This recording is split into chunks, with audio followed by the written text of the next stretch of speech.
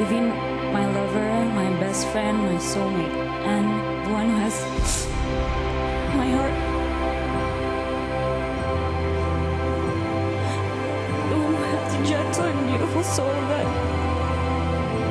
I love dearly, and your virtue for patience it's just beyond me. You know me better than anyone else in this world, and someone still managed to love me. You are my best friend and my one true love. I promise to be a true faithful partner from this day forward in all life circumstances. As we face them together, in the joys and sorrows, the good times and bad, and sickness or health, I will always be there for you, to comfort you, love you, honor and cherish you, now and forevermore. Arif Sumarko, I do want to be your always bride.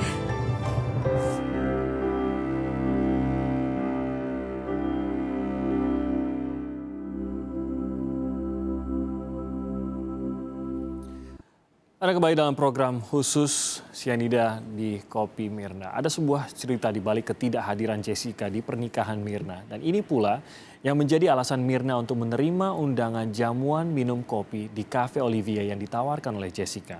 Jamuan terakhir yang membuat Mirna tidak bisa memenuhi janji hidup seia sekata dalam suka maupun duka bersama suami Arif Sumarko.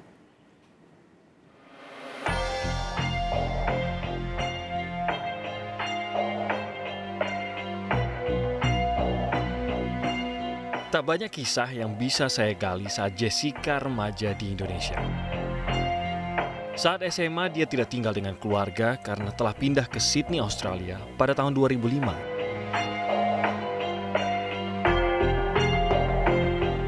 Cerita tentang Jessica justru banyak terjadi di Australia. Dari penelusuran keluarga Mirna, saya memperoleh informasi Jessica banyak masalah di Australia.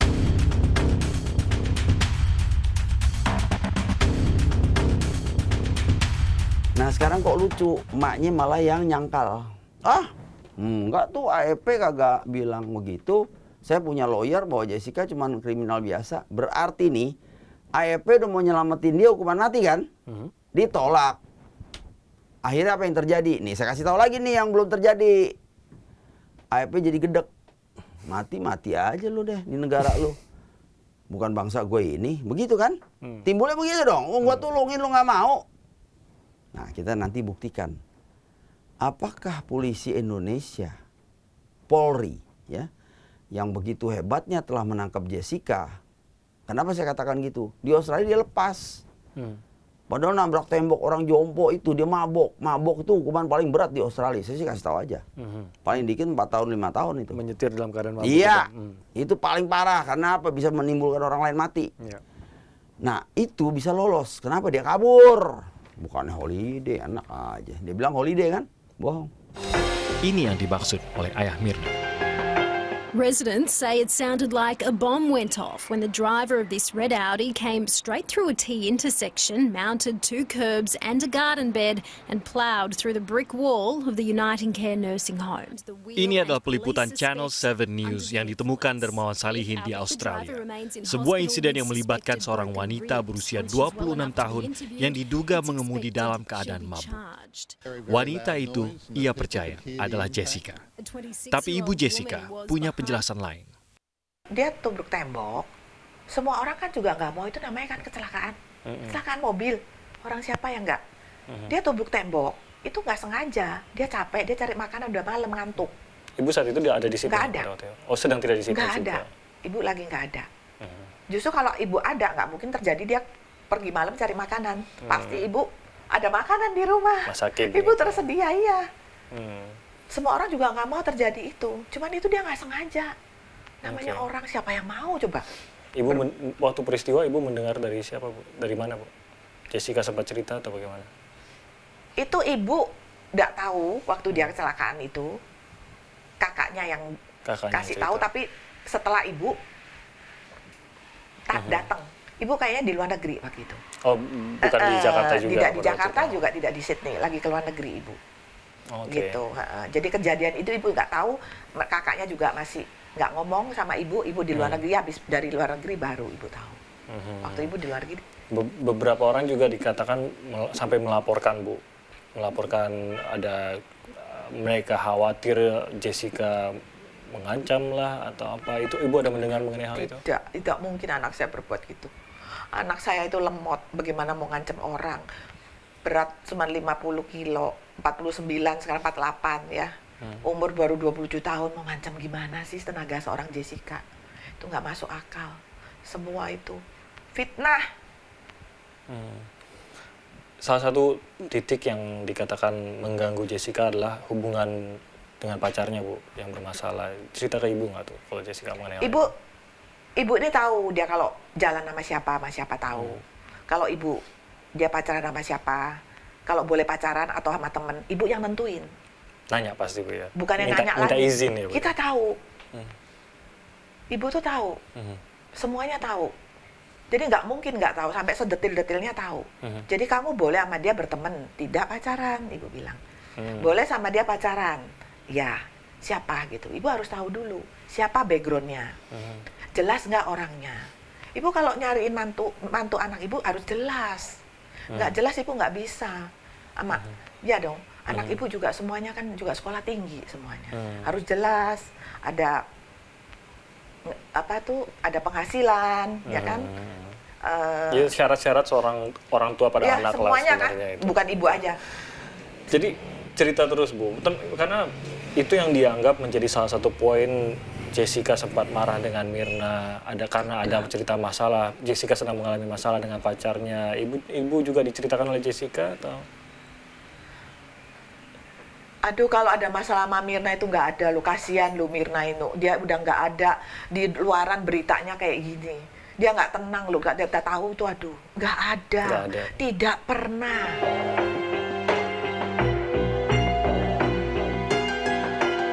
Tapi lain lagi dengan pernyataan suami Myrna. Jessica marah dengan saran Myrna. Kalau orang sering curhat ya, Myrna kan sering cerita ke saya. Kalau yang sering curhat itu pasti dia kasih tahu saya gitu kayak, oh si ini lagi kayak gini misalnya. Si Hani lagi ini. Si Jessica saya jarang mendengarnya gitu, kayak nggak pernah, hampir tidak pernah ya. Waktu itu sekali aja yang waktu Myrna ke Australia, sekitar bulan Oktober 2014. Jadi waktu itu Myrna ada beberapa kali bertemu dengan Jessica. Ya, waktu pertemuan itu Jessica pernah ngobrol ke Myrna, kayak mungkin Myrna yang terbuka duluan soal ini. Jadi Myrna membuka jalan gitu, Myrna curhat duluan, makanya Jessica bisa masuk. Jadi dalam artian dia bilang begini, Mir, gue mau cerita nih soal cowok gue. Cowok gue itu narkobaan, suka kasar sama gue, suka ngutang sama gue gitu. Nah, Myrna ini paling anti 3 hal ini. Dia paling gak suka kalau denger cowok kayak gini. Nah, denger kayak gini Myrna langsung panas gitu. Kalau Myrna ini orangnya, kalau A ya A, kalau B ya B, kalau dia bilang B itu orang gitu loh. Dia gak segan-segan ngomong itu di depan mukanya. Jadi mungkin agak kasar mungkin penyampaiannya Myrna ke Jessica. Ya, kok lu banget sih? Lu mau sama cowok-cowok yang ini nih, cowok ini. Kan udah ngasarin lu, udah ngutang sama lu, udah narkobaan, ngapain lu mending cari yang lain gitu loh. Nah, mendengar itu Jessica tersinggung, mungkin maksudnya curhat aja gitu, ditanggepin aja kayak dalam artian udah masukin aja lu, bantuin comfort gua gitu. Oke, ini diceritakan oleh Myrna kepada Anda mengenai saya. Apa perbincangan mereka, apa yang membuat Myrna merasa tanggapan Jessica ini kurang baik terhadap apa yang disarankan oleh Myrna? Karena waktu Myrna menyampaikan itu, Jessica langsung berdiri, dia langsung seperti orang tersinggung, dia tinggalin Myrna di restoran. Lah, maksudnya apa gitu? Kan gue mau bantu elu. Itu kan maksudnya common sense dong. Kayak gue mau hidup lu lebih baik gitu daripada yang sekarang. Kenapa lu kayak gitu gitu? Kayak dalam hatinya gitu. Karena tanggapan Jessica inilah maka Myrna langsung menceritakan kepada Anda.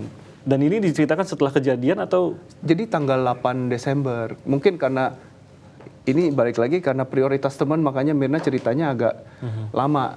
Jadi mungkin Jessica ini kan dianggap bukan teman baik, jadi dia lupa gitu akan cerita ini. Dia cerita baru cerita itu pas 8 Desember sejak pertemuan Jessica yang datang ke Indonesia itu. Oke, jadi mungkin saya coba runutkan kembali.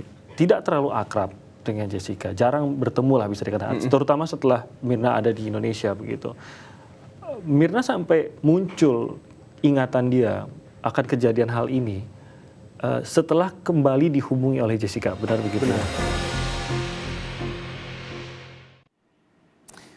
Itu tadi Jessica yang dikenal oleh Arif, Jessica yang dikenal dari apa yang diceritakan oleh Myrna kepada suaminya. Dan itu adalah dua hal yang bertolak belakang, apa yang dikatakan peristiwa yang diceritakan oleh Myrna bersama Jessica kepada Arif dengan peristiwa yang diketahui oleh ibu Jessica. Ini dua keterangan lagi-lagi yang bertolak belakang. Nah, Jessica, Anda perhatikan saat ini di sidang, mungkin Anda lebih mengenalnya sebagai pribadi yang kalem, pribadi yang tidak banyak bicara. Seperti sore tadi, saat majelis hakim menggelar rekonstruksi di dalam sidang dengan giliran adegan terdakwa Jessica. Dan Jessica kembali terlihat penuh percaya diri. Kami tahu saudara berbohong, Tuhan juga tahu. Ya, makanya saudara jujur. Ya, saudara tidak disumpah. Tetapi walaupun tidak disumpah, supaya bebas saudara ngomong, bicara apa saja. Ketika saudara bohong, ketahuan, akan kami kejar kebohonganmu. Ketika jujur juga saudara, akan kami kejar kejujuranmu, begitu. Jadi jangan sampai merugikan hidupmu sendiri, ya. Jangan sampai merugikan, ya. Jadi hanya kejujuran saudara lah yang bisa menolong saudara. Cukup? Nah, sekarang tidak ada versi. Benar yang dikatakan oleh ketua majelis tadi. Yang di persidangan inilah yang sesungguhnya. Silakan katakan yang sejujurnya. Di mana dudukmu? Mohon izin majelis.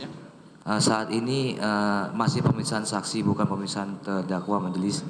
Jadi mohon izin sebagai saran majelis untuk yang Jessica katakan ini nantilah pas pemeriksaan dia sebagai terdakwa.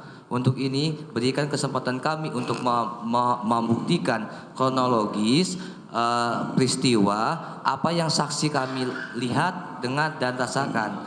Jadi Jessica nanti ya nanti waktunya pemeriksaan terdakwa, bukan saat ini. Ya, tapi persoalannya yang mulia begini. Nanti itu akan. Tadi kan kalau itu masalahnya, berarti kita memaksa saksi Jessica ini duduk di seperti yang dimintakan oleh jaksa tadi. Ini kan menurut saksi kami. Coba diperhatikan. Karena tadi sudah diperagakan dalam persidangan dan ini permintaan penasihat hukum karena tadi tidak diberi kesempatan, maka kami persilahkan sekarang dilanjutkan mengenai rekonstruksi ini. Ya. Jadi jangan diartikan ini sebagai pemeriksaan terdakwa. Betul. Ya, begitu ya.